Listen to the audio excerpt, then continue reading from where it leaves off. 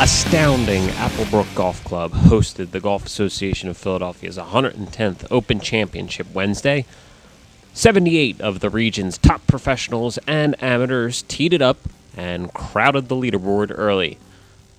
Amateur Michael McDermott of Marion and professional Joshua Rackley of Golf Mills, playing in the same group, emerged as co-leaders at 4 under par 67 after 18 holes. A superior inward tour allowed McDermott to earn that designation. He extracted a wedge from the native grass on the par 4, 366-yard second hole, his 11th in the morning session, for a kickin' birdie. On the par 4, 309-yard third hole, he reached the green with a 3-wood and 2-putted. Commonwealth Nationals Matt Teesdale stood a stroke behind the leaders at 3 under, but that margin quickly vanished. McDermott birdied 3 of his first 4 holes of the afternoon session to move to 7 under.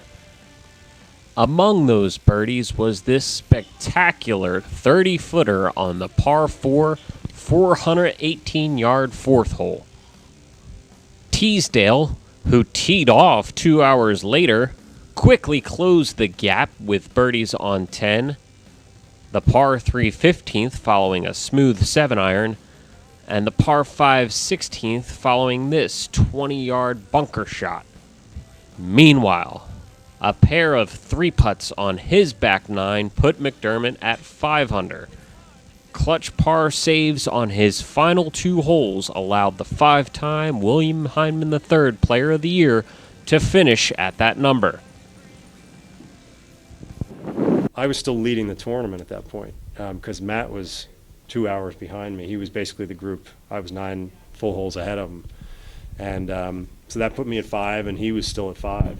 So when I closed with 2 pars, I felt that Applebrook, with as hard as it was playing, and it's a lot of pressure to close out a big tournament, and that it was playing tough, and that still could be a good number. And close it out, Teesdale did.